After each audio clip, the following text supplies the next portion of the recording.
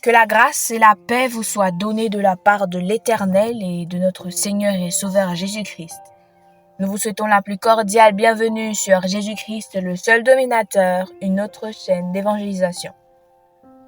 N'oubliez pas de vous abonner, d'aimer et de partager pour que l'Évangile aille le plus loin possible.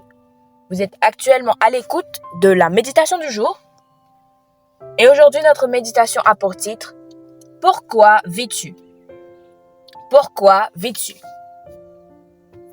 Est-ce maintenant que je cherche à plaire aux hommes ou à Dieu ? Est-ce que je cherche à plaire aux hommes ?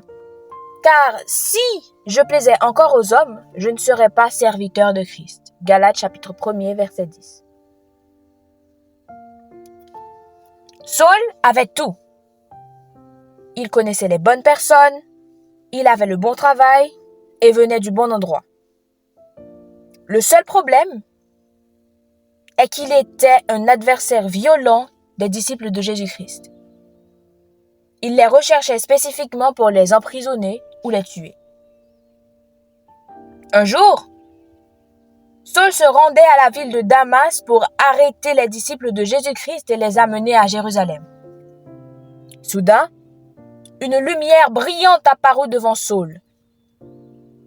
En tombant à terre, il entendit Jésus demander « Pourquoi me persécutes-tu »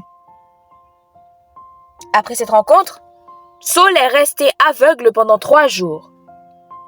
Et Dieu a demandé à son serviteur Ananias de lui rendre la vue. La rencontre de Saul avec Jésus a marqué le début d'une transformation radicale dans sa vie. Il n'avait plus envie de rendre la vie difficile aux disciples de Jésus, mais il avait hâte de se joindre à eux. Finalement, Saul est devenu connu sous le nom d'apôtre Paul, qui a parcouru de grandes distances pour partager l'Évangile. Il a également écrit une grande partie du Nouveau Testament. La nouvelle vie de Paul était très différente de celle qu'il avait laissée derrière lui.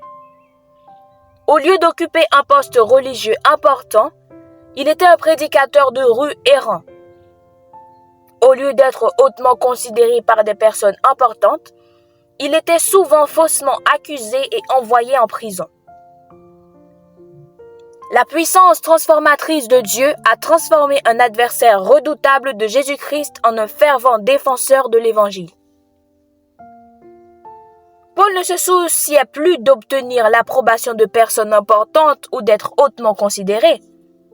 En fait, il a écrit « J'ai pensé autrefois que ces choses avaient de la valeur, mais maintenant, je les considère comme sans valeur à cause de ce que Christ a fait, selon Philippiens chapitre 3, verset 7.